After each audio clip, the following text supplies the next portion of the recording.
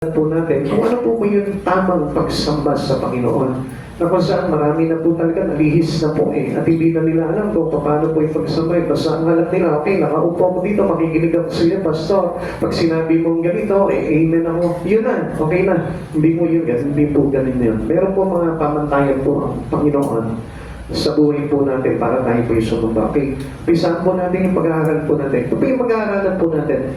Things we should not bring to worship. Minsan hindi mo alam na pagpasok mo sa church, meron kang dala-dala. At yung mga bagay na yun yung nakaka-apekto bakit buwan ng saysay yung ginagawa po natin pagsamba. At yan po yung aalamin po natin. Okay. True worship bring us into right relations to God. Yung totoong pagsamba, kapatid sa Panginoon. Okay, I remind you people of the back. Kasi kuminsan, ang hirap po talaga makinig pag nandyan, ano po.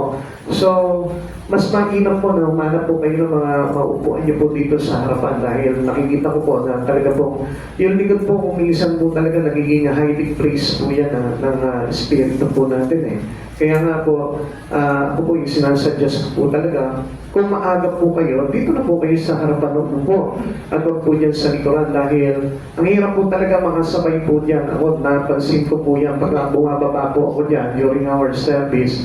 Talagang iba po yung nararamdaman ko. Hindi ko po talaga maramdaman po dyan yung presence. Hindi ko sinabi ko na po sa inyo yung presence ng Lord po. Pero bring us into right relations to God. Yung pagsama po natin, isang bagay po yan para tayo po ay talagang maiugnay ng todo sa ating Panginoong Jesucristo. There are things that Christians bring into their worship. Ano po ba yung mga bagay na yun? Na kailangan po natin dalhin sa ating pagsamba sa Panginoon. Na kailangan po na meron po tayo kapag tayo po yung sumasamba sa Panginoon.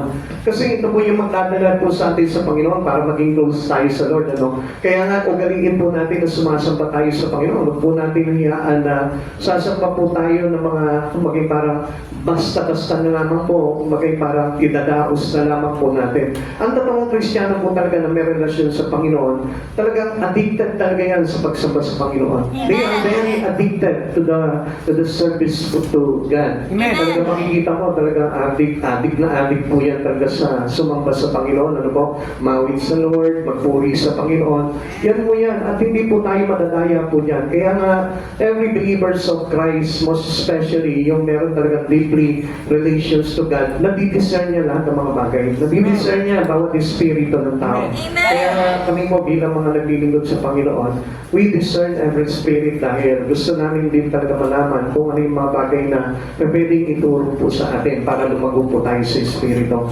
And one thing that you should know ay yung po talagang napakahalaga po talaga ng pagsamba sa Panginoon. Amen. And the right worship that we need as we value Christ Jesus into our life. Okay, tuloy po natin. Things we should bring in our worship. At ito po yung mga bagay na kailangan dala-dala po natin sa pagsamba po natin. Ito po yung mga bagay na po yun. Right preparation. Kailangan piniprepare po natin yung sarili po natin pag tayo po yung sumasamba sa Panginoon. Hindi yung, mana na, ganito ako, okay, punta ako ng church. Basta ang importante, makasamba ako. Hindi po ganun, ano po. Kundi, ang kailangan po talaga natin, we are prepared. Amen. Maayos yung kalagayan mo, maayos yung puso mo, maayos lahat sa buhay mo, maayos yung mga iniwanan mo, maayos yung tahanan mo. Kailangan maayos po yan. Preparation po yan. Amen. Right attitude in worship. Yung tamang ugali sa pagsamba po natin. Sabi ko nga po kanina sa inyo, di ba? It is important to have our humbleness. Yung hindi po ba tayo yung maging parang taas-taas ang dating natin, ano po? Nakaupo tayo dyan, sumasamba tayo, nag-worship tayo, pero parang ang nararamdaman po sa atin, hindi yung pagpapakumbaba, kundi parang mayroong kaibangan, mayroong pagmamalaki, mayroong pagmamataas. Hindi po yun yung kailangan po natin. We need the right attitude in worship. At kailangan po yun na talagang mahalaga po yun. Yung hindi po ba yung parang tinutulugan mo yung pagsamba sa Panginoon? That is not the right attitude. Amen. Hindi po ba yung parang binabaliwala mo? Sige, kahit makakourse ka ng distraction, okay lang yan. Hindi po yun. Kailangan ng right attitude para na sa ganun tama po yung ating pagsamba sa Panginoon. Hindi ko po sa inyo, unang-una, yung pong pagtulog po sa gawain ng Panginoon, hindi po talaga kinalulugdan po ng Panginoon po yan. If we are alive in the Spirit, kailangan magkaroon tayo ng attitude na talagang we pay attention to God sa mga tinuturo sa atin. Binibigyan po natin ng halaga po yun. Ano po? Hindi po yung pag-upo pa lang natin, nakakatulog na po tayo dyan. Ano po? Yung kaya naman kung ano-ano na po yung ginagawa natin, o kaya naman bigla na lang tayong tatayo, iiwanan pagkakamahalan po natin ang Panginoon po. That is not the right attitude in worship. Another thing is right offering in worship. Dapat po meron po tayong paghahandog sa Panginoon. Dahil in the New Testament, talagang tayo po'y tinuruan na po ng Panginoon into a cheerful giving. Amen. Yung may kagalakan po tayo na magkaloob sa Panginoon. Dahil doon po nakabase yung pag-ibig mo rin sa Panginoon Isang sukatan po niyan na talagang mahalaga sa iyo ang Panginoon at talagang ang Diyos talaga yung binibigyan mo talaga ng mga bagay-bagay sa buhay mo dahil mahalaga sa iyo ang Panginoon. Amen. And another thing is right motivation. Bakit ka nagpunta kayo dito? Ano ba yung nag-motivate sa iyo kung bakit nandito ka ngayon? Kaya nga po, mahalaga din po yan, nadala po natin yan sa worship. Okay, tuloy po natin. But most of the times, we Christians bring wrong things in worship. Yan po yung hindi po natin namamalayan. Kaya nga po kung minsan, walang sa-isa yung ginagawa natin. Alam nyo, mga kapatid sa Panginoon, minsan na nga lang po tayo nakakasamba sa Panginoon, tapos hindi pa tama yung dala-dala natin. Kaya, baliwala lang din po. Kaya nga napakahalaga po na talagang tama yung dala po natin pag tayo po'y sumasamba sa Panginoon. Worship become ineffective and unacceptable kapag hindi po tama po yung ating pagsamba sa Panginoon. Okay, let's go into our things that we should know in our worship. Things we shouldn't bring to worship. Ano po ba yung mga bagay na hindi po natin kailangan dalahin kapag tayo po yung sumasamba? Nakahanda na po ba kayo?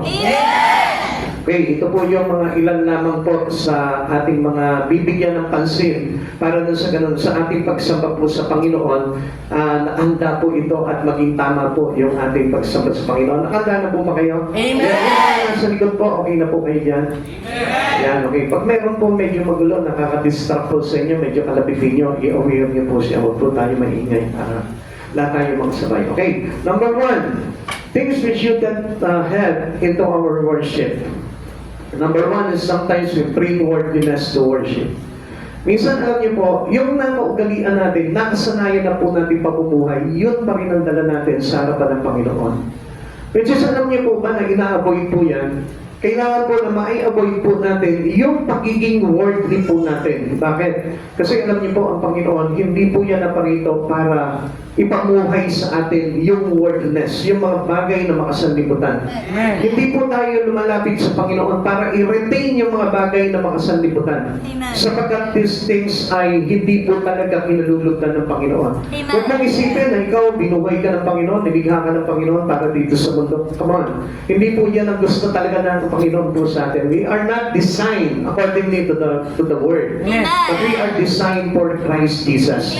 Kaya po tayo niligha ng Panginoon into the fellowship, into a fellowship to God. Amen! Alam niyo po ba na supposed to be, dapat nandun tayo sa piling ng Panginoon Wala tayo dito sa mundong ito Kaya lang, due to our sin, due to the sin of our first man or first woman, doon po tayo kung mga nagpawaalay sa ating Panginoon. Doon tayo napangalan dito sa mundong ito. Na hindi naman po talaga tayo dito, kundi doon tayo sa piling ng ating Panginoon. Worldliness is about the desire of flesh and not from God. Na kapag halimbawa yung mga bagay na iniisip po natin, yung sa mga bagay lamang po na sa laman, halimbawa yung kakainin mo lamang, yung daramitin mo, yung mga bagay dito sa mundong ito, you're not belong to God. Dahil ang kailangan po talaga ng Panginoon, yung makabalik po tayo sa Kanya. Alam niyo, yun po yung pinagsisikapan po natin Sandali, kalapitin mo muna yung katabi mo, medyo nakakatulog na po yata Yan, maaga pa po, huwag muna po tayo matutulog. Wala pa pumapasok po na biyaya sa puso po natin, kaya iwasan po muna natin matulog. Okay na yung kalagitnaan, at least maka-2-step ka man lang, di ba? Okay, salamat po sa Panginoon, hindi po kayo nagalit. Kasi kasama po yan sa pag-aaral po natin Kapag inaayos po tayo tinutuwid ng Panginoon. Yung mga alam niyo po, if our concern is about material values only or in an ordinary life rather than in a spiritual existence, alam niyo po, hindi po tayo makakaabot into the holiness of God.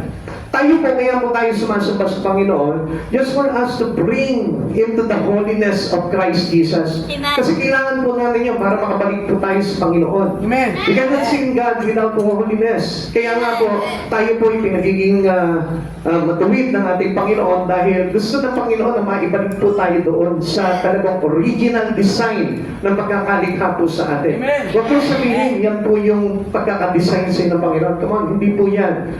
Due to our sin, hindi po naging tama yung pagkakadesign po sa atin. Alam niyo po ba, na ang Panginoon, tayo po yung nilikha ng Panginoon perfectly. Amen. Kaya nga, kung titignan po natin, yung word perfectly, hindi po yan nakahulma into worldliness. Wala po yan doon sa mga bagay na makasanlibutan. Bakit po perfect? Kasi kung tayo po ay, yung pagkakalikha po talaga sa atin ng Panginoon, perfect po yan. Wala po yan, kumbaga parang katamaran pagdating sa paglilingkod sa Panginoon. Wala po yan, kumbaga parang pag-aalinlangan na sumamba sa Panginoon. Wala po kalungkutan yan, pananamlay, o kung ano mga bagay pagdating sa harapan ng Panginoon. Kaya nga, dito po mismo, binabalik tayo ng Panginoon kung bakit ayaw ng Lord na pagka sumamba ka sa Kanya, worthy pa rin po yung dating po natin. Ano po? Kaya tandaan po natin, kailangan maging maayos po tayo, maging sa ating mga pagpasok sa simbahan, ano po, Amen. kailangan po nakaayos po tayo dyan. Tayo po, kumbaga parang it looks decently, o kaya naman is makita po sa atin na talaga parang banal yung mga dating po natin, ano po. Amen. Hindi po ba yung parang, okay, hindi naman po natin tina-turn down yung mga tao na sabihin natin papasok dito. It is normal kasi hindi pa po sila natuturuan. Pero kapag tayo po yung naturuan na sa Panginoon, ikaw pa yung papasok pa ng church na halimbawa sira-sira pa yung mga suot mo, may ikling short pa, naka-crop top ka pa. Hindi ka na papasok sa church sa gano'n kasi naturuan ka na ng kabanalan eh. Amen. Pero since na hindi naman po lahat ay talaga naturuan pa, so acceptable pa rin po yung mga bagay ngayon. Hindi naman po natin kumbaga parang dinidiscriminate sila na pumasok sa church. Kaya lang po, ang turo po kasi sa atin ng Panginoon is not to live worldly. Amen. Hindi na po tayo mabuhay ng pagiging makasanlibutan. Okay, sabi po dito sa aklat po ng Micah chapter 2 verse 10, maganda kayo at umalis dito, hindi naligtas ang dakong ito para sa inyo. Sinumpana ang inyong mga kasalanan, sinumpana ng inyong mga kasalanan ang dakong ito at ito'y wawasakin. Okay, remember, tayo ba'y nandito dito sa mundong ito, which is worldly. So, ito po mundo ng ito, yung punong-puno ng pagkakasala. Kaya nga, ano sabi ng Panginoon sa atin? Maghanda kayo. Alam niyo, ganito rin po yung sinabi po dito ni Micah, dito po sa mga taga-Israel po, no? Ito sa mga Israelita na kung saan lumabag po sila ng todo at nagkasala po sila sa Panginoon. Kaya, ang sabi niya po doon sa mga matuwid, sabi ni Yahweh doon sa mga tao matuwid na sumasampalataya sa Kanya, lisanin mo itong mga lugar na ito dahil ito ay punong-puno ng pagkakasala dahil wawakasan po o sa akin ang Panginoon niya. As we go into our insight, biblically, nakikita rin po natin na sinasabi sa atin ng Panginoon na all things shall pass. Lahat ng mga bagay dito sa mundong ito maglalaho. Amen. Lahat yan gugunawi ng Panginoon. Lahat yan matutupok sa matinding init pagdating po ng ating Panginoon. Amen. At kasama yung mga nahuhumaling na makasanlibutan dito sa mga bagay nito. Kaya nga, ano sabi ng Lord doon sa mga matuwid, doon sa mga sumasampalataya sa Kanya, lisanin ninyo, maganda kayo at umalis dito. Amen. So, sa madaling salita, we need to prepare. Amen. Kaya tayo nag-worship sa Panginoon, not to go with our life into the worldliness of this life, or sabihin po natin na maging makasanlibutan pa rin po tayo. Ano po? Kaya ang Diyos talagang itinatransfer tayo into the holiness of God para maialis po tayo ng Panginoon dito. Worldliness is the way to destruction. But the spiritual existence brought us into the kingdom of God.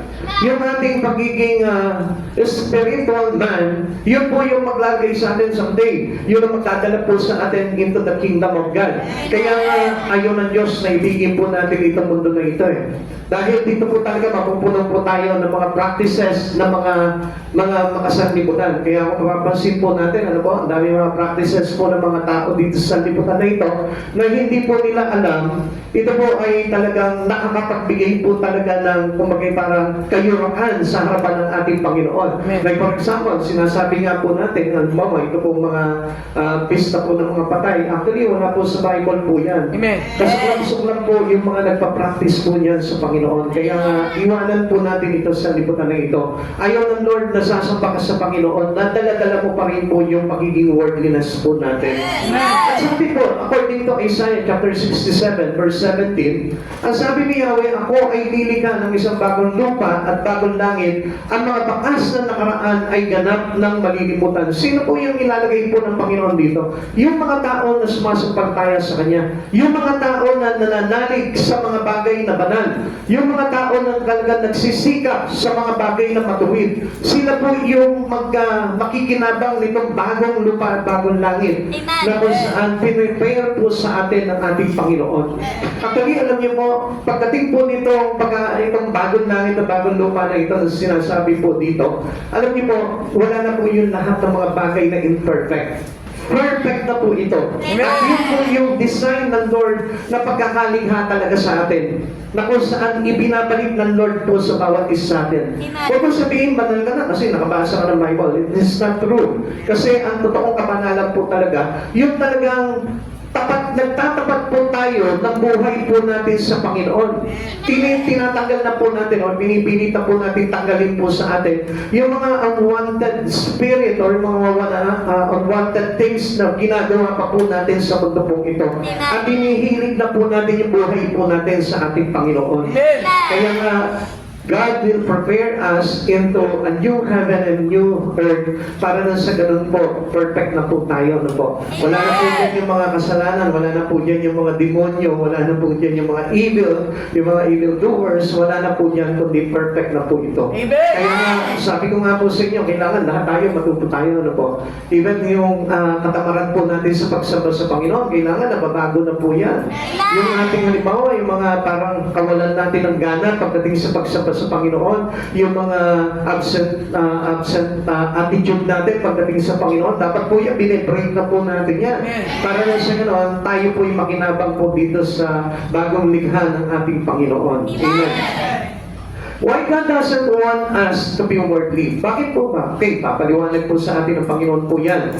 Ito po kung bakit ayaw ng Diyos na tayo po yung maging worldly. Unang-una na po dyan, the Word can blind us to what is of true value.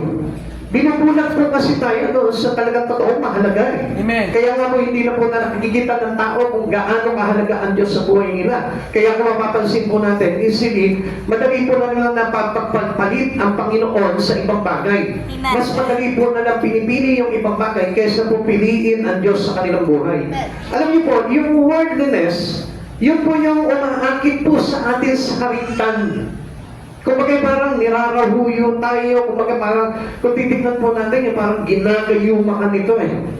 Kaya nga po, ito pong worldly system na ito, yan po yung malakas makagayuma po sa tao. Nakita niyo po yung mga technology, no? Hangang-hanga tayo. Pero ang hindi po natin alam, magkakos po sa atin ang distraction niya pagdating ng araw. Amen. Tandaan po natin, nakasaad po sa Biblia po yan, na pagdating ng araw, dahil sa sobrang karunungan na ng tao, dami na po nila mga iniimbento na talagang halos talagang tapakan na nila ang Diyos na lumikha sa atin. Eh, alam niyo po ba na nagagalit po ang Panginoon doon, and soon, alam naman po natin na kapag nagalit ang Panginoon, talagang wawasakin niya po talaga yung mga bagay niya.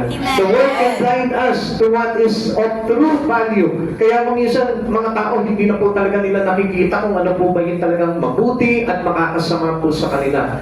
Kaya mga kapatid sa Panginoon, you better observe your life accordingly, para na sa ganon, makita po natin kung mapapabilang po ba tayo sa Panginoon pagdating ng araw. Worldliness concerned with material values. Tandaan po natin yan. Kapag ang buhay po natin, nakafocus lang tayo, nakatuon lamang po tayo sa mga material na bagay o sa mga bagay na ginagawa natin lamang dito sa mundo na ito, hindi man lamang po tayo nagkakaroon ng panahon pagdating sa pagbabasa ng Biblia, pananalangin, pagtawag sa Panginoon, yung ating totoong pagsamba sa Panginoon, I tell you, kabilang po tayo sa mga bulag na binulag po ng sistema ng sanlibutan po ito. Kaya ugalingin po natin talaga na maging masipag tayo sa mga bagay sa Panginoon. Tingnan niyo po yung sinabi po dito, 2 Corinthians chapter 4, verse 3 to 4. Kung may talukbong pa ang magandang balitang ipinapahayag namin, ito ay may talukbong lamang sa mga napapahamak. Okay? Kaya hindi po tayo sumasampalataya. Sabi ko dito, hindi sila sumasampalataya sapagkat ang kanilang isip ay binulag ng Diyos ng kasamaan ng daigdig na ito upang hindi nila makita ang liwanag ng magandang balita tungkol sa kaluwalhatian ni Kristo na siyang larawan ng Diyos. Alam niyo mga kapatid sa Panginoon, pag talagang hindi tayo bulag at talagang malinaw na po yung pantingin po natin pagdating sa mga bagay sa Panginoon, ang ganda-ganda ng mga bagay na ipinangako ng Diyos eh. Amen. Napakaganda po talaga ng mga bagay na ino-offer sa atin ng Panginoon. Kaya lang hindi natin makita yun kasi mas maningning sa atin yung kabulagan natin eh. Saan tayo kumbaga parang naka-focus na pa niyan? Doon sa trabaho natin, sa pakita natin, doon sa mga bagay dito sa mundo na ito. Yung mga tinatawag po na material values.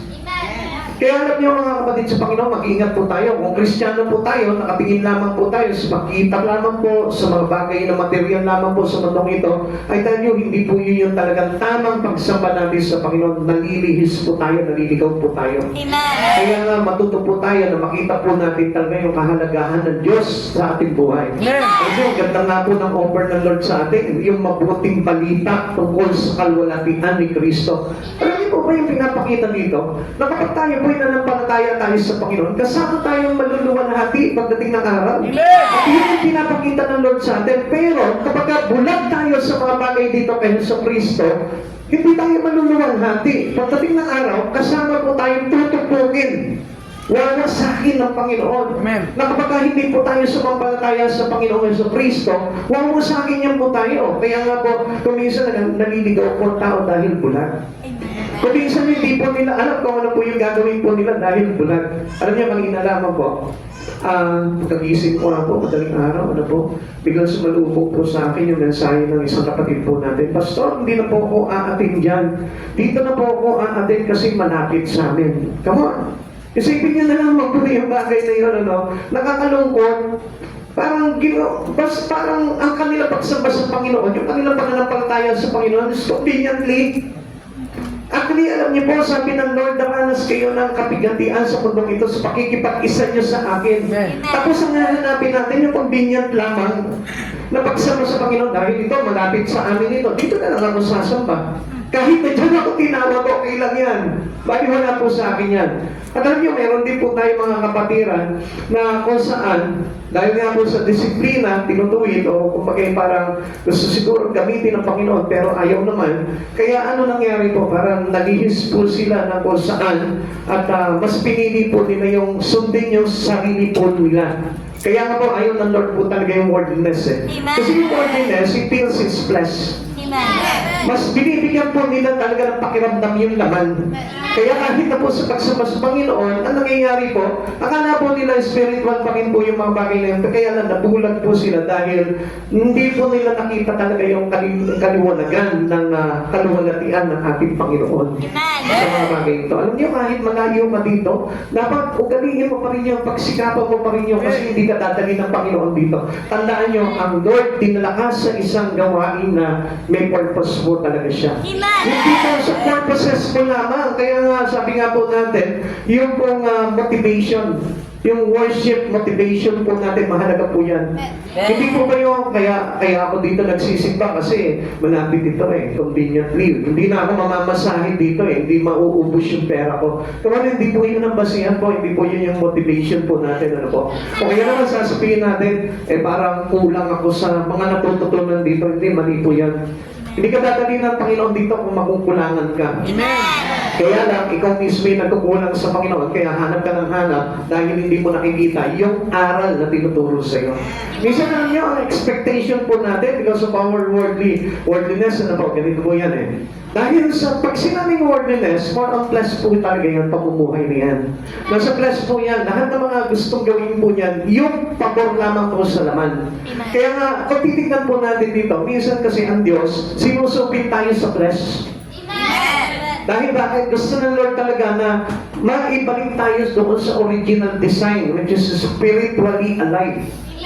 Dati kasi ang buhay po na natin, pagkakaligha sa atin, hindi naman po talaga tayo, wala tayong kamatayan eh. Amen. Kaya nga, because of sin. Kaya nga, kuminsan, ito nga po yung inaayawan natin, ayaw natin magpandisiplina sa Panginoon, ayaw natin magpahubog sa Panginoon, kaya nananatili po tayo into flesh. Kaya nga po, kapag nagalit ka na doon sa church, lilipat na lang ako, ayaw mo na doon. Flesh po yun, worldly po yun, ang tawag po doon. At alam po natin yung mga bagay na yun. Okay, tuloy po natin. Ikalawa, bakit ayaw po ba ng Diyos na maging worldly po tayo? Dahil worldliness can lead us astray. Inililigaw tayo niya, kaya kung saan tayo napupunta-punta na sa pagkakakala, bakit? Church din naman ito, spiritual din naman ito. Mali, hindi po ganun po yun. The leading of God is very important. Amen. Hindi yung leading of man. Hindi yung leading of your own self lamang. Hindi yung sariling leading mo po lamang. Okay, makinig po kayo mga kapatid sa Panginoon, no? Okay, yung leading po kasi ng Diyos, medyo parang unfavorable po sa atin yun eh. Kung titignan po natin. Pero if we look unto the Spirit inside, makikita natin all these things na binibigay sa atin ng Panginoon, ginagawa sa atin ng Panginoon, favorable sa atin yun. Dahil yun yung maglalagay sa atin into life. Yun yung maglalagay sa atin sa buhay. Yung minsan, di ba, parang sinasabi ng Lord, bakit sinasabi po ng iba, bakit kailangan ko gumising ng madaling araw? Samantalang pwede naman ako mag-pray ng tanghali. Amen? So bakit may mga ganun pa? Kasi merong mga bagay na tinuturo sa atin according to His purpose. Kaya bakit ayaw po ba ng Diyos na maging worthy po ang tao? Kasi masusunod na lamang po yung naman po natin. Masusunod na lamang po yung sarili nating kagustuhan. Kaya nga yun ang madalas na iniiwasan. Iniiwasan ng mga taong worldly. Yung pang madiktahan po sila ng Panginoon. Yung pang ipasunod po pa talaga sila ng Panginoon. Yung accurate obedience natin sa Lord, mahalaga po yan. Amen. 2 Timothy chapter 4 verse 10, iniwan na ako ni Demas dahil sa pagkahumaling niya sa sanlibutan. Alam niyo po ba, ito po si Demas, napakaganda po ng pasimula nito eh. Kasama po ito ni Pablo. Amen. Pero ang nangyari po dito, dahil sa pagkahumaling niya, naakit po siya ng kaligtan ng mga bagay dito sa liputan na ito about material values. Kaya iniwan niya po dito si Pablo. Mas pinili niya yung mga bagay na makasaliputan. Kapatid sa Panginoon, huwag mong pipiliin yun. Amen. Dapat, the more na tumatagal tayo sa Panginoon, mas pinipili mo ang Diyos kaysa sa mga bagay na ginagawa mo sa mundo ito. Matuto tayo na iwanan itong mundo na ito. Dahil this worldly system is not ours. Hindi sa atin to. Kaya huwag niyong pilitin po talaga, hindi, dito ko talaga eh. Gusto ko talaga ito. Come on. Magising tayo. Huwag tayo maging bulag dahil yung kabulagan na yun yung hahatak po sa atin para sa pagkawasak. Tandaan natin, all things shall pass. Lahat ng bagay dito, maglalaho po ito. Subalit, yung isang tao na nagbibigay ng buhay at sumasampalataya sa Panginoon, kasama po ng Panginoon po yan na maluluwalhati pagdating ng araw. Tandaan po natin, all things shall pass. Lahat ng mga bagay dito sa mundong ito is temporary lamang. Kapag inihilig mo yung buhay mo dito sa mga bagay na ito, kasama ka maglalaho. Kasama ka mawawasak. Kaya yun, ingatan po natin yan. Kaya ayaw ng Diyos po talaga na tayo po'y maging makasanlibutan. Number 3, worldliness will keep us from being spiritual minded. Kaya nga po, ayaw ng tao isipin yung mga bagay sa Panginoon. Ayaw nilang ilagay yung mga bagay na makalangit. Ayaw nilang ilagay sa puso po nila yung mga bagay na makadiyos, makabanal. Bakit po? Kasi po, because of worldliness. Kasi ito po yung talagang contradict sa mga bagay na ino-offer sa atin ng Panginoon. Especially doon sa life eternal. Sa buhay na walang hanggan. Kung bakit parang wala tayong desire, wala yung willingness, wala yung interest natin. Kung bakit parang tinatamad ka pagdating sa gawain ng Panginoon. Parang wala kang kagana-gana kung bakit inaantok ka. Samantala sa trabaho, hindi ka naman nakakatulog eh. Amen? Amen? It is not fair. Kasi nandun tayo palagi eh. Nilalagay natin ng Diyos, pilit tayong inilalagay para mailigtas tayo. Pero tayo naman, parang nawawalan tayo ng gana sa mga bagay na spiritual. Bakit? Kasi nahumaling tayo sa mga bagay na makasanlibutan. Sabi po ng verse John, chapter 2, 15 to 17. Huwag ninyong ibigin ang sanlibutan o mga bagay na nasa sanlibutan. Ang umiibig sa sanlibutan ay hindi umiibig sa Ama. Ang lahat na nasa sanlibutan, ang masamang nasa ng laman. Ito yung tatlo, no? Ang nasa ng mga mata at ang pagmamalaki sa mundong ito ay hindi nagmumula sa Ama kundi sa sanlibutan. Yung pong lust of the flesh, lust of the eyes, and the pride of life, hindi po sa Lord yan. Kaya kung sasabihin mo, masipag ako, pastor, sa trabaho ko. Okay, maganda yun, masipag ka. Pero, hindi pagmamalaki ito sa Panginoon Lord. Ligtas mo ako dahil masipag naman ako sa trabaho ko eh. Ligtas mo ako dahil mayaman naman ako eh. No. Yan nga po yung magpapahama pa po sa atin. Kaya sabi po dito, itong tatlong bagay na ito, hindi nagmumula sa Ama, kundi sa sanlibutan. So meaning, if you are belong to God, hindi ka rin mahuhumaling sa mga bagay na ito. Amen. Lust of the eyes, lust of the flesh, and the pride of life. Hindi tayo mahuhumaling din if you belong to God. Amen. If you have an interest to be with God someday, kung tayo po mismo, interest po natin, Lord, sama mo ako sa iyong kinaroroonan. You are willing to let go everything in the world. Amen.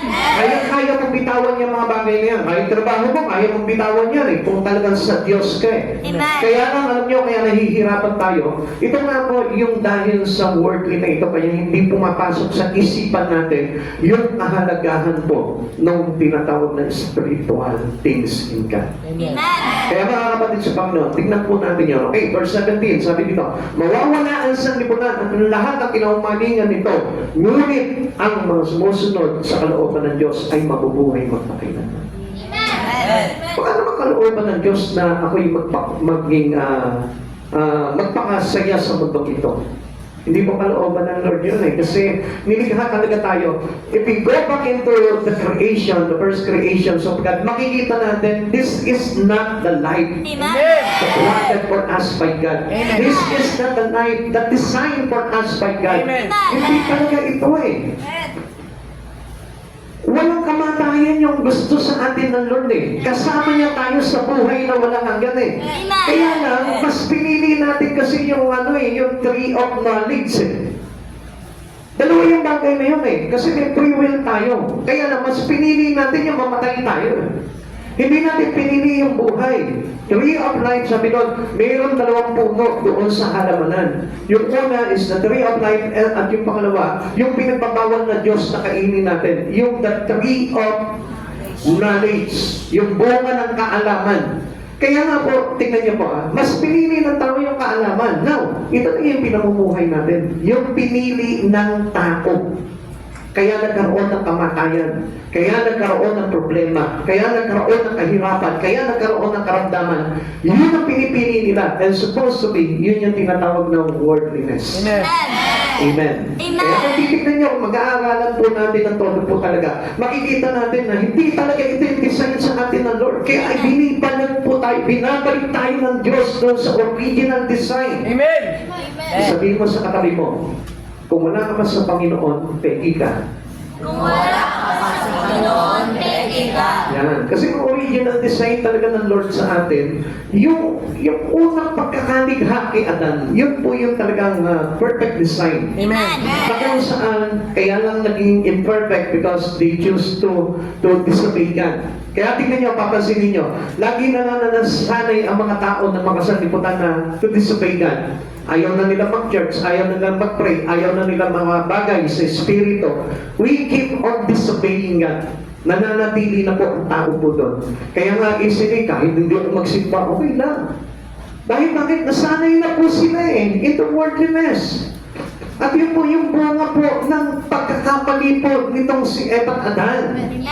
Yung pagiging worldliness na po natin, yan po yung naging resulta. Amen. Amen. Okay, ikalawa. Bakit po ba, ano po yung mga bagay na hindi po natin kailangan dalhin kapag tayo po ay sumasamba? We shouldn't have things we shouldn't bring to worship. Number 2 is, sometimes we bring a critical spirit to worship. Ano ba ito tinatawag na critical spirit? Okay, baka meron po tayo dito, no? Kailangan maguhin na po natin ito. Kahit kami, kailangan maguhin na po namin ito. Pag sinabi pong critical spirit, ito po yung merong condemnatory Christian. Ito po yung, kumbaga parang wala na pong ginawa kundi sisihin yung tao, pulaan yung tao, maliin yung tao. Yan po yung kaisipan po ng tinatawag na maling pagsamba o maling dalahin po natin sa pagsamba natin. Yung ba, paano po ba ito mga bagay nito? Pag sinabing critical spirit, yan po yung mahilig mamintas. Yan, yung katulad na nakikita mo, pangit naman ito. Yung mga ganon, tingnan mo, bukok pa lang, hindi mo na mawari. Parang walistang po. Yung mga ganon, o kaya naman, ano pa naman yan, sambit nila, nakakatawa naman sintonado. Hindi makasabay doon sa tipa eh. Diba? Yung mga ganon nakikita, ano ba gawin dyan? Ang pangit naman kumanta, bakit ganyan? Hindi bagay sa kanya yung kanta, hindi maganda magmili ng magandang kanta. Yan. It is condemnatory Christian, tawag po dyan. Kaya nga, kapag mapamintas po tayo, ang tawag po dyan is Kristiyanong paminta. Paminta kasi wala siya nakikita kundi yung iba eh. Kaya nagiging maanghang yung paningin niya. Amen? So, ang ibig sabihin po niyan, he is keeping disapproving or parang laging nag-judge po siya ng kapwa po niya. Sabi po ng Mateo chapter 7 verse 3 to 5, nandiyan pa po ba tayo? Praise the Lord. Gising pa po tayo lahat. Ano po? Yan. Dapat may matabi mag-gising ka pa ba? Gising ka pa! Ay, salamat sa Panginoon. Sumasagot pa sila. Ay, praise the Lord. Darawa ng buhay yan. Kasi sumasagot pa, tumutugon eh. Pero pamayaya, baka hindi na kayo sumagot. Wala man kung mas lamang na yung tulog dyan. Okay, tuloy mo natin. Praise the Lord. Mateo chapter 7 verse 3 to 5. Bakit mo pinapansin ang puhing sa mata ng iyong kapatid? Ngunit hindi mo pinapansin ang trosong nasa iyong mata. Okay? Tingnan niyo ba, sinabi ng Lord sa atin dito, tayo mo nakikita ang pangit sa kapwa mo, pero yung sa sarili mo, hindi mo makita yung pangit.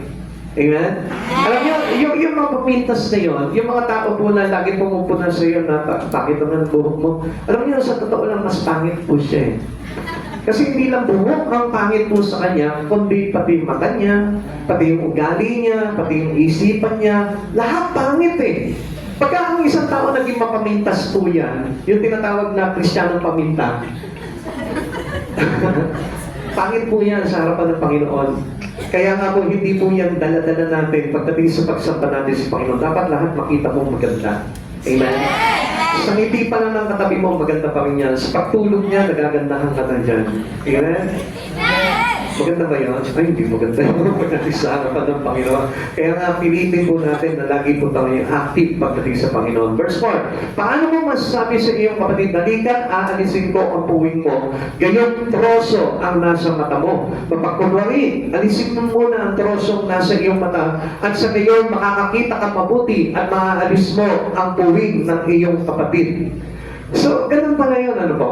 Kaya nga po, alam niyo, tayo bilang mga naglilingkod sa Panginoon, kailangan po na makita rin po natin somehow yung magandang bagay sa buhay po nila. Pero siyempre, pag sin, pangit po yan. Hindi na po natin pwedeng sabihin na, ay, ganda naman ang kasalanan mo. Hindi mo ha. Kailangan po yun talagang rebuke him with the things that he do in darkness. Sabi nga po, ano po. Okay, kaya na kailangan po din natin, yung bang yung mga simpleng bagay na, ay, pangit naman, hindi ka naman bagay dito sa akin. Hindi yung mga pula-pula po natin, ano po. Kasi alam niyo po, mahalaga po sa Diyos yung attitude po natin. Amen. Pag tayo po yung sumasamba sa Panginoon, gusto ng Diyos na nasa tama po talaga tayo. Maging yung isip natin, yung mata natin, kailangan po yan, nasa ayos po yan. Amen? Eh yung po bang halimbawa, sasamba ka sa Panginoon, instead na we are fixing our eyes into God, pero ang nakikita mo, yung mga kapulaan ng mga ka-church state mo. Yun ang nakikita mo, bakit gano'n? Bakit parang hindi pa tayo yung lakad niya? Diba? Ang dami mo nakita, pati yung lakad niya, nakita mo pa, ano? Diba? Pati yung pagkakatiklop ng kanyang mga kasundutan, eh, nakita mo pa rin yun. Na hindi mo na dapat mapansin pa, napansin mo pa yun. So, ibig sabihin, critical spirit ang tawag po doon. At yun po yung kumbaga parang hindi po natin kailangan dala sa pagsamba po natin. Why is critical spirit some damaging to proper worship? Bakit po ba ito yung nakakasira ng pagsamba po natin? The fostering of fault-finding attitude of mind in a believer is fatal to worship. Napakadelikado po talaga. For it occupies the Christians with his fellow believer instead of God. Alam niyo, instead na madala po natin sila sa Panginoon, tayo po mismo nadadala tayo. doon lamang sa mga bagay na nakikita natin. Kaya sayang yung pagsamba po natin. Instead na tayo po'y nakakalapit po tayo sa banalan ng Panginoon, hindi tayo makalapit, nahahadlangan po tayo ng bagay nito, ng pagiging critical spirit po natin. Galatians chapter 5 verse 14 to 15. Sapagkat ang buong kautusan ay nauuwi sa isang pangungusap, ibigin mo ang iyong kapwa gaya ng pag-ibig mo sa iyong sarili. Pakisabi mo nga doon sa katabi mo, iniibig mo ba ako? Iniibig mo ba ako? Yan. Ano naman sagot kaya niya? Baka ibang pag-ibig yan, ha? Baka mamaya nananamantala tayo. Alam niyo, ang pag-ibig sa kapwa, kahit na sino pa yung iibigin niya. Amen. Kahit sabihin mo hindi nakapagtawas yan, mamahalin mo pa rin yan. Kahit hindi nakapag-toothbrush yan, kahit sabihin mo na medyo iba yung amoy, mamahalin mo pa rin yan. Kasi hindi naman po yun ang basihan po talaga ng Panginoon. Lagi natin tatandaan, nung nilikha tayo ng Panginoon, wala tayong tawas, wala tayong deodorant, wala tayong toothpaste. Ha? Wala pong nilikha ng gano'n ng Panginoon. So, perfect po talaga. Kaya lang po tayo pumaho dahil po sa kasalanan. So, yung sin na pong yun yung naging imperfectness natin. Amen. Amen? Amen. Kaya huwag tayong pupuna sa isa't isa kasi lahat tayo pare-parehas nun eh. Amen. Kaya ang pinakamaganda po dito, makita po natin, yung bagay na kahinaan nila, kahinaan din natin. At yung magiging makapagdulot sa kanila ng kalakasan, magiging kalakasan din po natin. Amen. Kaya alam niyo po, ang isang pastor, pag nakikita niya po yung miyembro na nagiging mahina, pinanghihinaan din po siya. Kaya nga po kapag halimbawa na sa'yo, nakikita ka na lagi kang absent, alam niyo, ang isang pastor hindi nakakatulong po sa kanya yun. Kasi gusto po talaga ng isang mga naglilingkod sa Panginoon, yung mailagay po talaga tayo sa maayos na pagsamba po talaga sa Panginoon. Amen. Hindi yung po bagay parang walang value sa iyo yung mga bagay sa Lord. Na nilalagyan tayo pilit ng Lord, sabi nga po sa atin, ibigin mo ang iyong kapwa gaya ng pag-ibig mo sa iyong sarili. So, paano natin iibigin yung kapwa natin? Kung tayo po mismo, halimbawa sa sarili po natin, wala tayong pag-ibig sa sarili natin. Alam niyo kung bakit hindi natin maibig-ibig yung kapwa natin? Alam niyo kung bakit? Kasi hindi mo iniibig yung sarili mo eh. Taas mo kayo dito na umiibig sa sarili niya. Tingnan niyo, ayaw niyo magtaas kasi nagdududa na naman kayo. Doubted na naman kayo eh. Sige, taas dito yung hindi yung umiibig sa kanyang sarili. Asang kamay? Tingnan niyo, alanganin talaga yung mga taas. Oh, halos ayaw ipakita talaga eh. Lahat tayo umiibig sa sarili natin. Amen. At alam niya kung ano yung bagay na mali sa pag-ibig natin. Actually, hindi ganyan ang pag-ibig sa sarili. Ang pag-ibig sa sarili, kailangan alam niya yung bagay na makapagpahamak sa kanya at alam niya yung bagay na makapaglalagay sa kanya sa kaligtasan. Amen. Kung talaga mahal mo yung sarili mo, ililigtas mo yung sarili mo. At paano mang ililigtas ito kung malayo ka sa Panginoon? Amen. Amen. Amen? Amen. Yun ang dahilan kung bakit sinabi ko na hindi mo iniibig ang sarili mo. Paano mong iibigin yung kapwa mo kung hindi mo nga maibig yung sarili mo? Nilalagay mo sa kapahamakan yung sarili mo because of the worldliness. Amen. Amen. Amen. Kaya nagkakaroon tayo ng critical spirit dahil lahat ng punan po natin dahil yun na nakaayon sa kagandahan lamang sa paningin natin. Amen. Dahil kaya nga, tignan niyo po, ang standard ng paningin ng tao na maganda, di ba? Yung maputi, yung mahaba, yung straight ang buhok, yung mga palingkinitan, yun yung nakikita natin na maganda. Alam niyo, hindi po yan ang kagandahan. Ang kagandahan po talaga ng isang tao, yung nakalapit kay Kristo. Yung hindi humihiwalay sa Diyos. Yung kahit na nahihirapan siya, still, he love God. Amen. Nananatili siya sa Panginoon. Kaya nga, ang paningin po ng Panginoon talaga, hindi katulad ng paningin ng tao. Amen. Kaya nga, paano mong iibigin yung sarili mo kung ikaw mismo, hindi ka marunong umibig sa tama? Amen? Amen. Kasi niyo, mga kapatid sa Panginoon, kung halimbawa, ang tingin mo sa kapwa mo, pangit, di ang ibig sabihin doon, ikaw mismo, mayroong mali sa'yo. Bakit? Hindi mo tinanggap si Kristo sa buhay mo. Dahil kay Christ, pantay-pantay lahat. Amen. Wala siyang itinangi. Lahat maganda sa kanyang paningin. Lahat maayos sa kanyang paningin. Kaya lang nagkakaganon po dahil because of sin. Amen. Kaya tayo naging masama o pangit sa paningin ng Panginoon because of sin. But still, anong ginawa ng Panginoon? He loved the sinner. Iibig niya pa rin po ang makasalanan. Kaya huwag tayong pupula sa kapwa po natin. Ano po?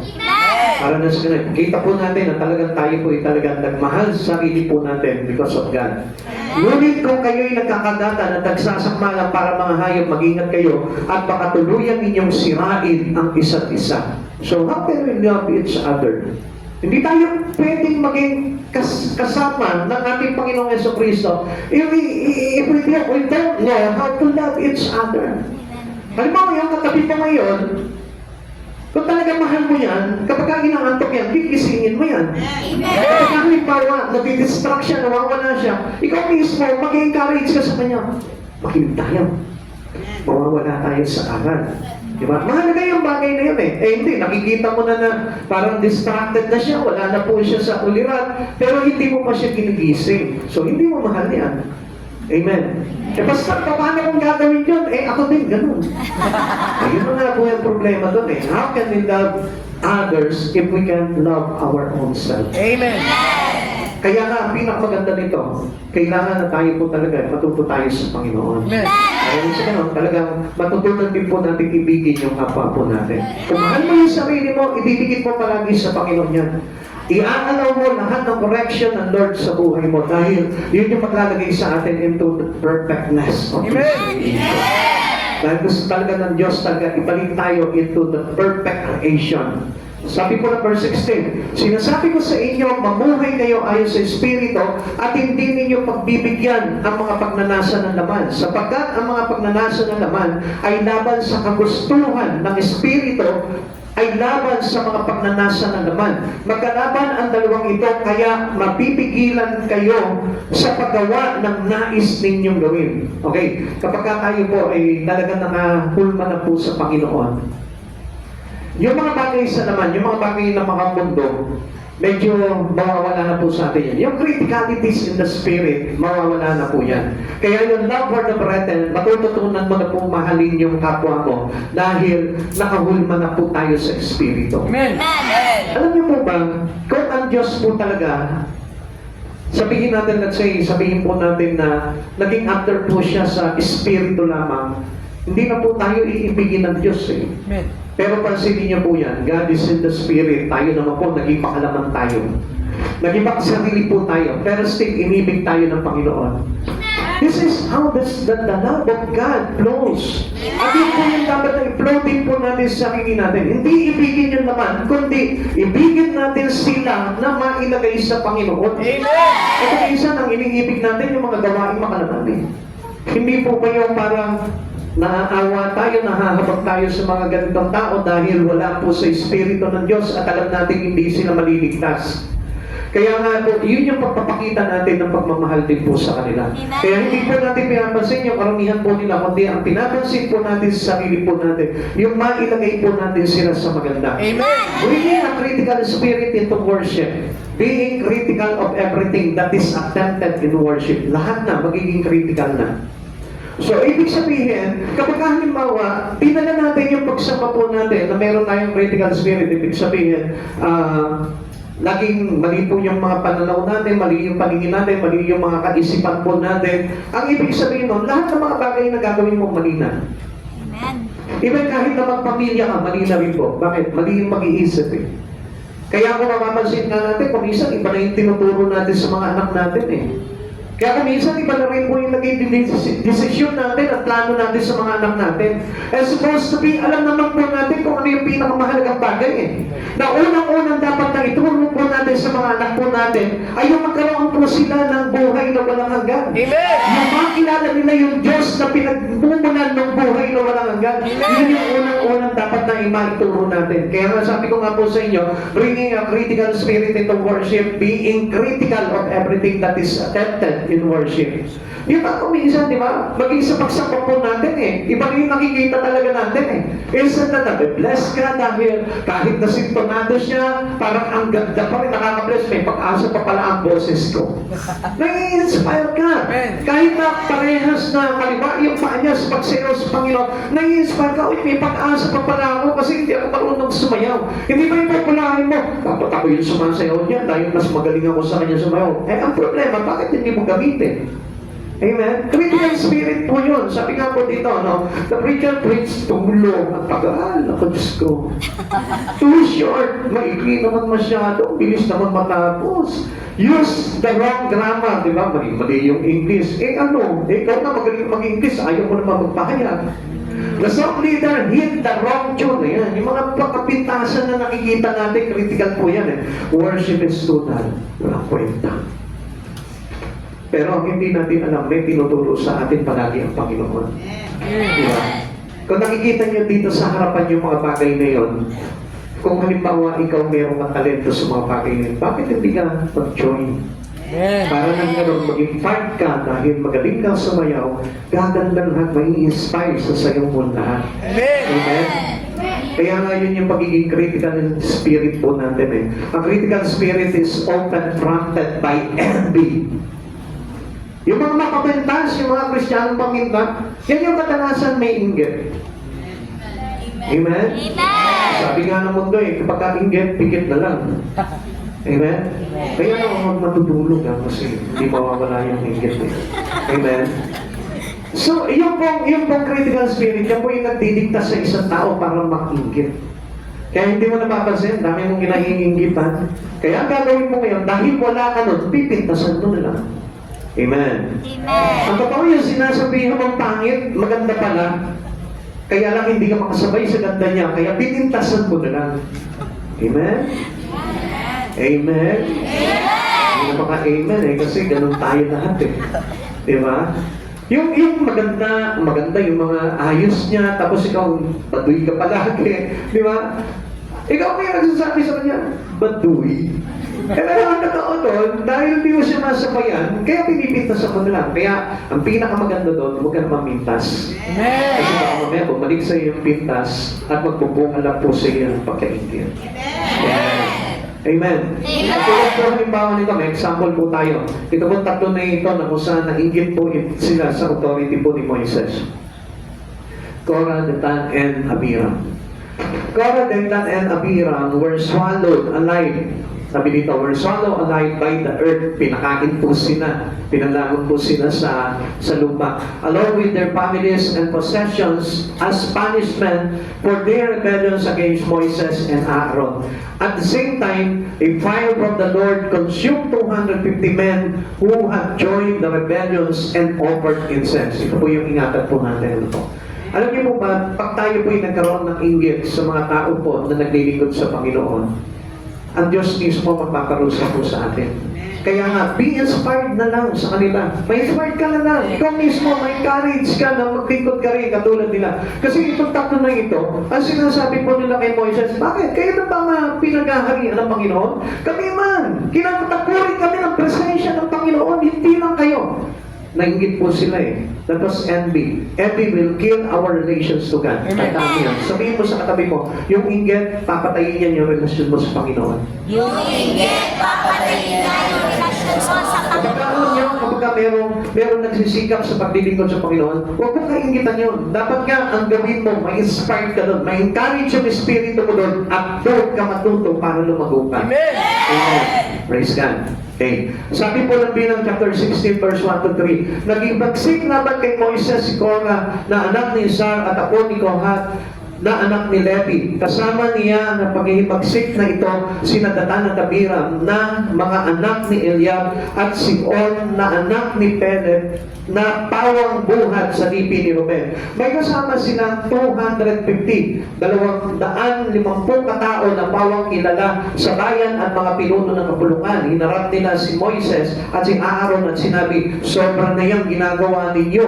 Lahat ng nasa kapulungan ito ay nakalaan kay Yahweh at siya ay nasa kalagitnaan natin. Bakit tinataas ninyo ang inyong sarili higit pa sa mga kapulungan ito? Kung mapapansin po natin, ito rin po yung problema natin sa church kung minsan, ano? Sa mga churches, ganyan din yung problema natin. Bakit ikaw lang ba nakakakilala sa Panginoon? Ikaw lang ba kinakasiyahan ng Espiritu ng Lord? Come on!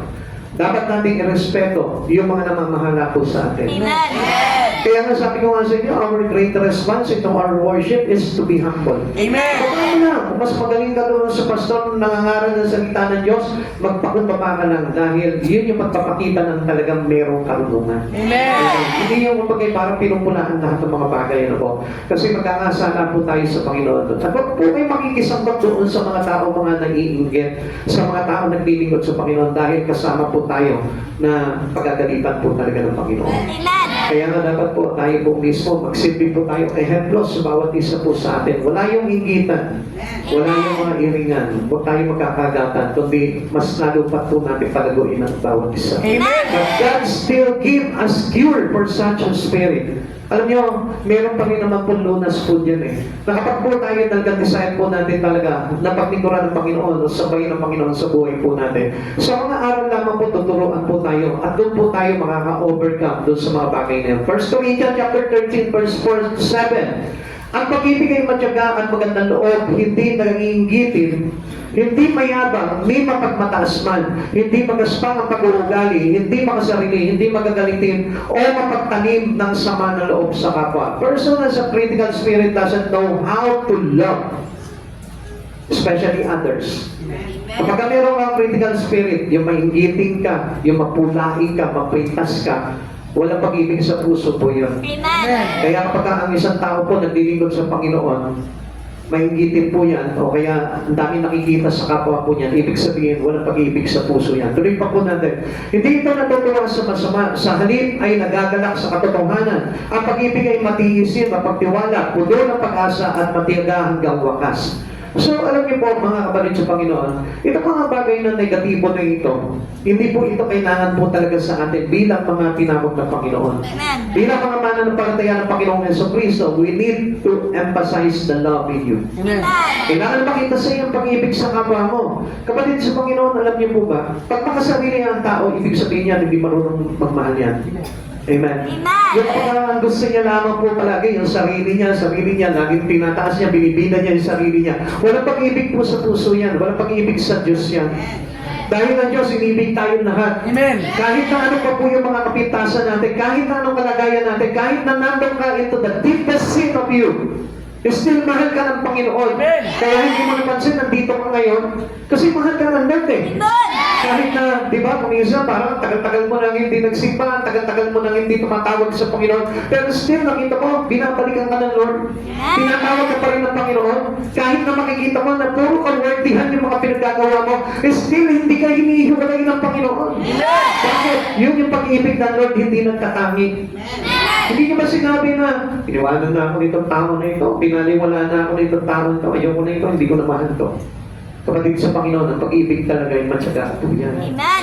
At hindi po naiinggit po yan. Kaya sabihin mo sa katabi mo, huwag ka maiinggit sa akin. Huwag kang maiinggit sa akin. Sabihin mo, maganda man ako sa iyong paningin.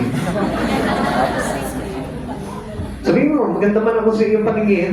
Maganda man ako sa Sabihin iyong mo sa kanya, nakatingin ka sa akin, parang minamaliit mo naman ako eh. Hindi.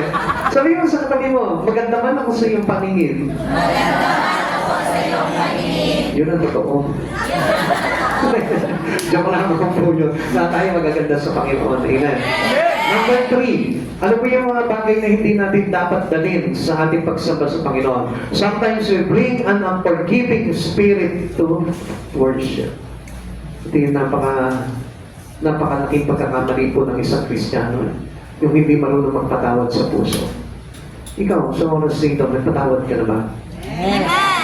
Pero meron ka namang bago na namang kagalit. Napatawad mo nga yung isa, meron ka namang bagong galit na naman. Amen? Tanong mo yung katabi mo, may kagalit ka ba ba? May kagalit ka ba ba?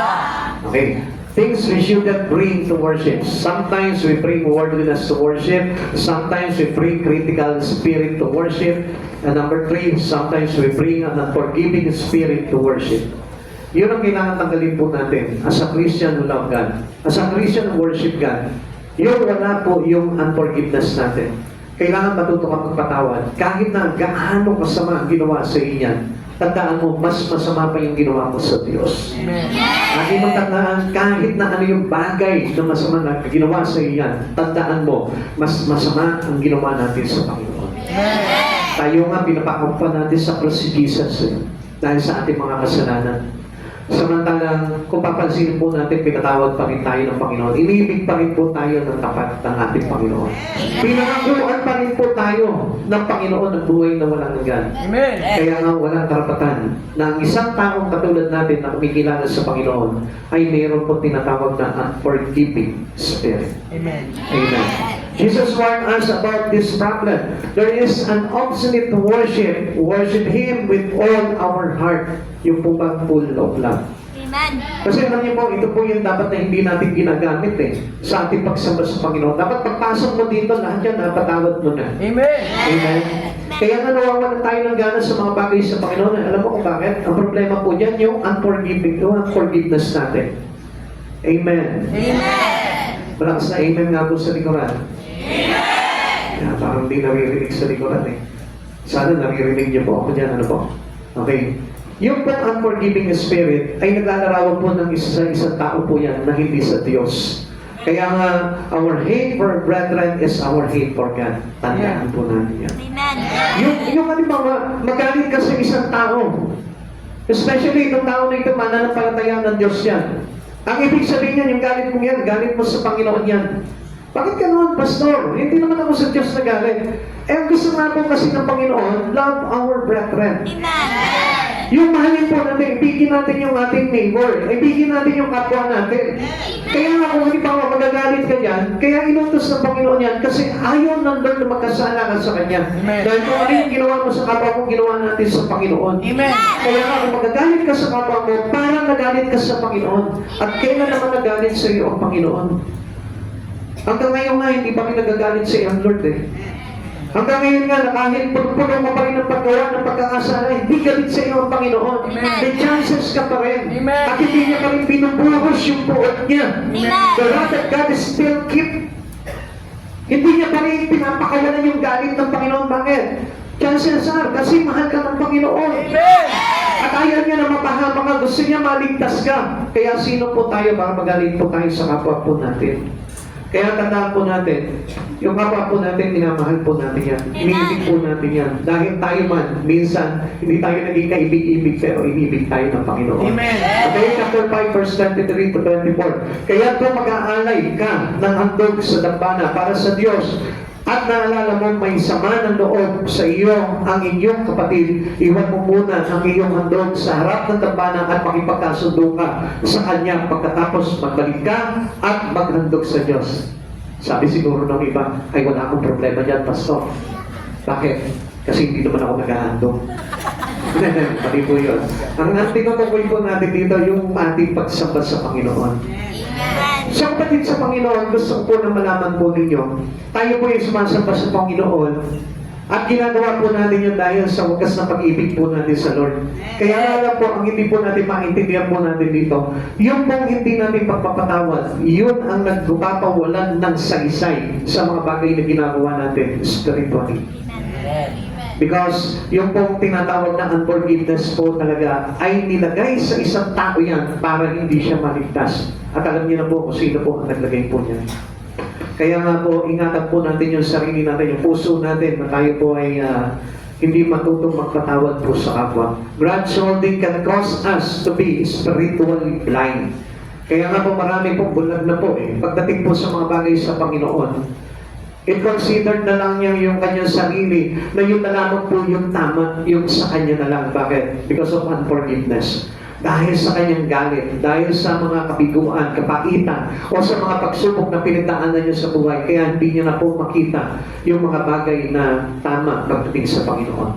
We cannot understand God. We cannot have wisdom from God. Kapag tayo po mismo, grudge holding po tayo. Yung hindi po natin palagi parang pinapakawalan yung ating pagpapatawad. Kapatid sa Panginoon, gusto ko po na malaman po ninyo, sa atin bilang mga pinatawad ng Panginoon, kailangan marunong na tayo magpatawad. Sa atin bilang mga pinatawad ng Panginoon na binigyan na tayo ng kaligtasan, dapat hindi na po tayo marunong magalit sa kapwa natin. Amen. Kung magagalit man po tayo sa kapwa po natin, ay dahil lamang po sa mga bagay na mali talaga. At hindi po dahil sa natapakan ng iyong paa mo. O kaya naman nasagi ka lang, o kaya naman nairatan ka lang, o kaya naman ay medyo nag-chismis ka lang ng konti. Hindi na po, ganun po yung dapat na response po natin doon. Kundi nagagalit tayo sa kasalanan katulad ng Panginoon. Amen. He not the sinner, but he hate the sin. Yung tayo po ang kinagagalit na po natin, yung kasalanan, hindi yung mga makasalanan. Dahil ang Panginoon mo is po, inibig niya po yung mga makasalanan at iniligtas niya. Kaya nga yun po yung kailangan na matutunan po natin. Wala na pong galit sa puso. Kahit na po, ano pa po yung dahilan. Wala po tayong karapatan na magalit dahil minsan tayo po yung naging makasalanan. Tayo po yung nag-cause ng kamatayan sa ating Panginoong Jesucristo, pero inibig pa rin po tayo niligtas ng ating Panginoon. Amen. 1 John chapter 2, verse 9 to 11.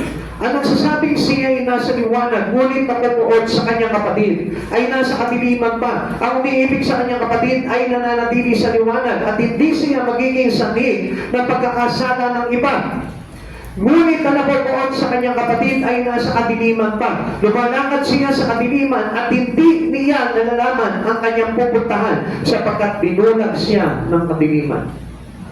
So, dito pa lamang makikita na po natin ng maliwanag ano po. Na kapag tayo po ay napupuot sa ating mga kapatid, ang ibig sabihin niya na nanatili tayo sa dilim.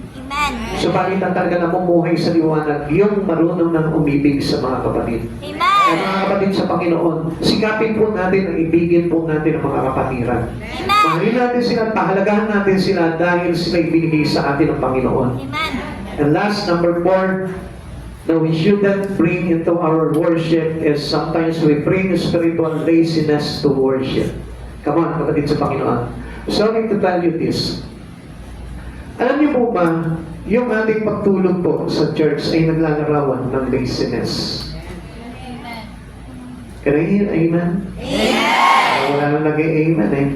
Kasi ginagawa na natin kung minsan parang sinusunod na lamang po natin yung ating laman eh.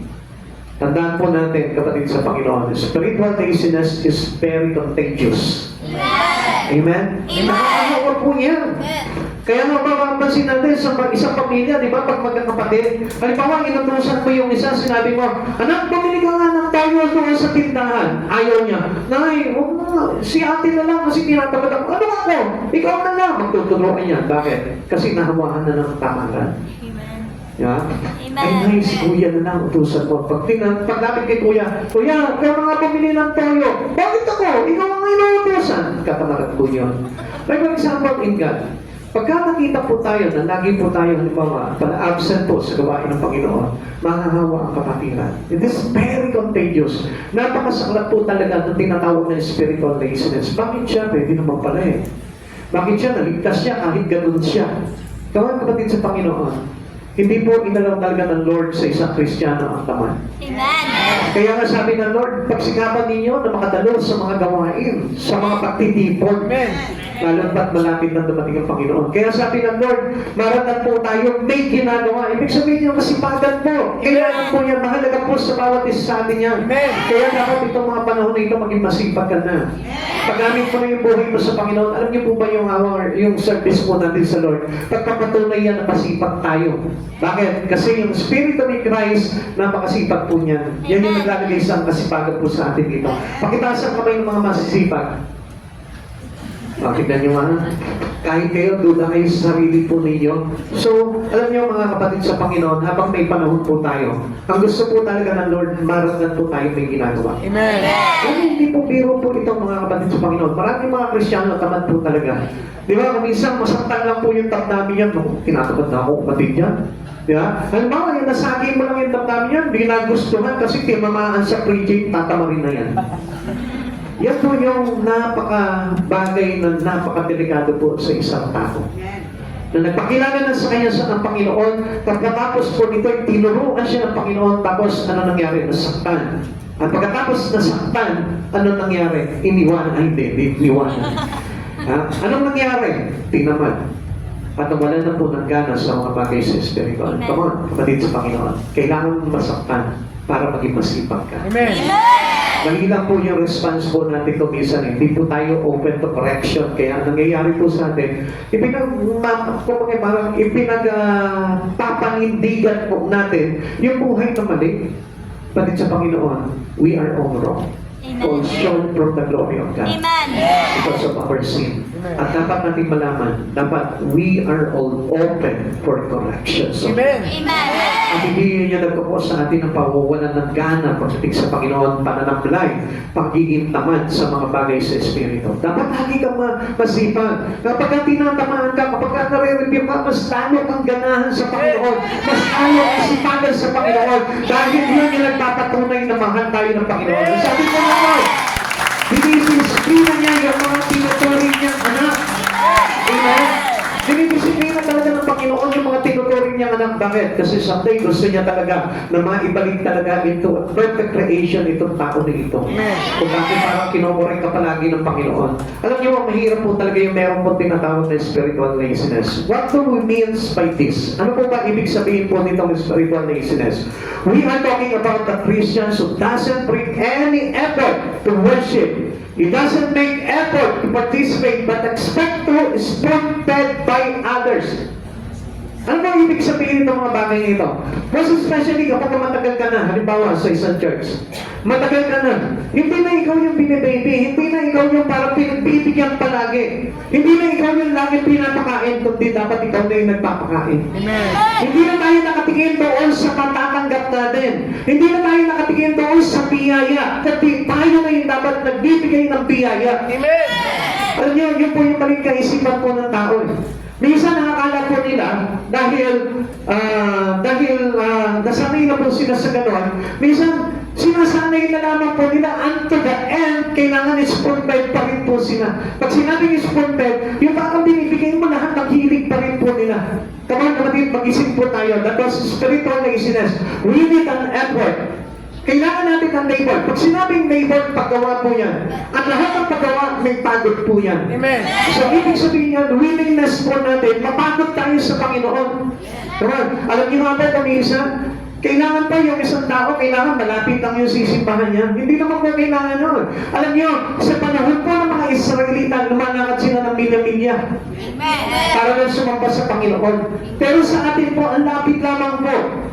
Tapos sa dahilan natin, masakit na kasi ito tuhod ko eh. Alam niyo, ang gusto ng Panginoon po sa atin, yung tayo po mismo, nagbibigay tayo ng sarili po natin pagpapagal. Nagsasakripisyo po tayo pagdating sa Panginoon. Hindi po yung feeding lang po tayo. Na kung saan, halimbawa, nandiyan lang yung bahay mo, tapos, Sister Ariga na, punta na tayo sa church, aakayin ka pa. May kusa na po tayo dapat pagdating sa Panginoon. Amen? Amen po natin yun. Lalo-lalo na pagkamatagal na po tayo, no po, kailangan tayo na po nagkukusa. Kahit sabihin mo na mahihirapan ka, mas maganda po yun dahil lahat tayo kailangan magsakripisyo for the glory of God. Expecting too much help for others. Tapos mo, hindi mo ba yung para ba tagal mo na nag-church pero gusto mo, ikaw pa rin yung tatanggap ng blessing. Kawan kapatid sa Panginoon, ang worship po natin, kailangan maging tama ang motivation. Amen. Hindi tayo napunta po dito para umani lamang po ng pagpapala. Kundi napunta po tayo dito para tayo yung magpala. Hindi niya mo natin mga kapatid sa Panginoon. Kasi we always expecting the wrong things in our worship. Ay, nasa pa sa Panginoon. At alam ko, pagpapalain ako ng Panginoon. Come on, hindi po yung ganun kaisipan natin. Because ang Lord, nagpapala po yan not only into material values, but in His spiritual values. Ang hindi mo alam, okay, hindi ka nga nagkapera sa iyong paglilingkod. Pero I tell you one thing, yung pinakamahinam na bagay naman, ang biyayang ibinigay sa iyo ng Panginoon, which is yung kaligtasan. Amen. Yung kaligtasan ng pamilya mo. Amen. Ikaw maging gumastos ng gumastos sa pangangailangan ng church. Hindi ka man binalikan ng Panginoon ng pananalapi, hindi ka man binalikan ng mga bagay-bagay sa mundong ito. Pero one thing, I assure you, binigyan ka ng Lord ng pinakamainam, pinakamaganda, at pinakamagandang bagay na hindi makukuha at mananakaw sa iyo, yung kaligtasan mo. Amen. Kaya nga, alam niyo, yung mga tao na hindi marunong magpagal o hindi marunong magbigay ng effort pagdating sa Panginoon, pagdating sa harapan ng Panginoon, kung questionin siya ng Lord, anong bagay yung nagawa mo para sa kalwalatian ko? Kapatid, gusto po na malaman po ninyo, ang lahat ng bagay yung pinagpapagalan dahil ang lahat ng pagpapagalan ay hindi masasayang. Amen. Sabi ng Lord sa atin, your labor in God is not in vain. Kaya sabi niya gano'n, magpakasipag kayo, magsikap kayo sa paggawa ng mga bagay na mabubuti. Kaya kapatid sa Panginoon, yung ating pag-church, alam niyo po ba, hindi po yan hindi spoon feeding, na kung saan parang hihingin mo pa yung pabor ng iyong kapwa, ng iyong mga ka-churchmate, para lamang po makapag-church ka. Hello? Amen. Matagal na po tayong Kristiyano. Dapat tayo na po yung nagsisikap sa sarili po natin. Marunong na po tayong lumakad. Di ba, bata? Kapag hindi pa po marunong lumakad yan, nakakayin mo yan, gagabayan mo yan. Pero kapag halimbawa, malaki na siya, sabihin natin, halimbawa, 20 years old na siya, nanay, akayin mo ko. Baka ba ito? Lumakad na mag-isa. Hello? Amen? So we are not baby anymore. Amen. Kailangan alam na po natin magpagal sa Panginoon. Kailangan alam na natin magsakripisyo sa Panginoon. Alam na natin kung paano paglingkuran ng Panginoon sa buhay natin. Kung ang Diyos nga mismo, bumaba dito para paglingkuran tayo eh. Tapos tayo mismo, we need to exert more effort para mapakita natin ng word yung ginawa ng Panginoon sa buhay natin. Amen. Amen. Kaya nga, kapatid, yung pagiging tamad ay yung pagiging pagre-rely lamang po sa tulong ng iba.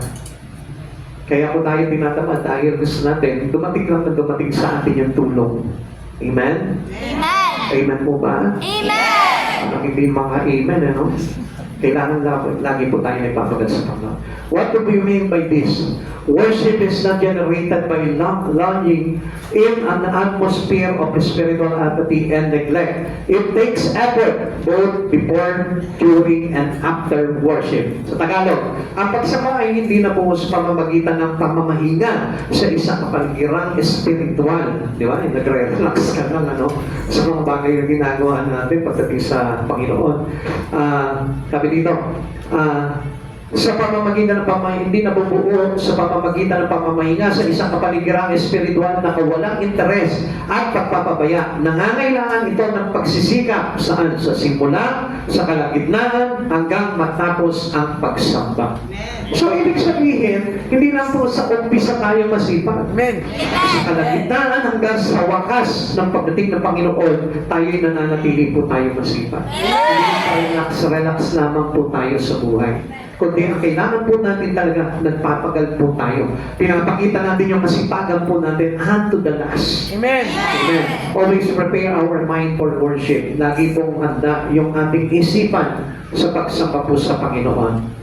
Awit 29 verse 2, sabi po dito, purihin ang kanyang maluwalhating pangalan, sabayin si Yahweh sa banal na kaayusan. Kapatid sa Panginoon, things we shouldn't bring to our worship. Yung worldliness, critical spirit, unforgiving spirit, and spiritual laziness. Let us all avoid these 4 things. Para sa ganon, maging tama po yung pagsamba natin. Alam niyo, marami po akong nakikita na matatagal na mga Kristiyano. Pero until now, they are not still involved in the ministry of God. Bakit? Because of this lust. Because of the spiritual laziness. Marami po matagal na mga Kristiyano, pero ito pang bagay pa rin na ito ang dala-dala niya sa kanyang pagsama sa Panginoon. Let us be changed.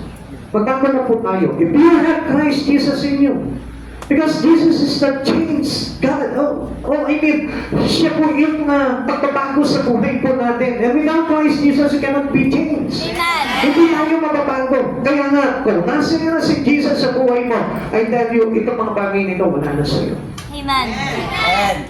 Dami ko po nakikita mga Kristiyano na hanggang ngayon, hindi pa rin po kayang magpagod o magpagal o magsikap para paglingkuran ng Diyos. Minsan sinasabi nila na they are deeply in their heart, they love God. Pero kung mapapansin mo, ayaw nila paglingkuran ng Panginoon. Isip po tayo mga kapatid sa Panginoon. Dahil darating ang Panginoon, gusto niya na makita tayo may ginagawa. Amen. Kapatid, marami po ako nakikita inside the church. Until now, hindi pa rin po marunong sumamba sa Panginoon. Minsan, instead of listening to the Word and patiently waiting for the rhema words of God to them, Minsan nangiinip pa, napapagod pa, tinatamad pa, wala pang kanan. And I know that you are still not learning about things in God. Sikapin po natin na matuto po tayo sa Panginoon. Sikapin po natin na tayo po mismo mag-improve po tayo lumago doon sa mga bagay pagdating sa Panginoon. Dahil kung hindi po mangyayari yun, mahirapan po talaga tayo makatungtong sa kaluwalhatian ng Panginoon. Sige po tayo po lahat ay magsitayo. Handa po natin yung ating mga sarili sa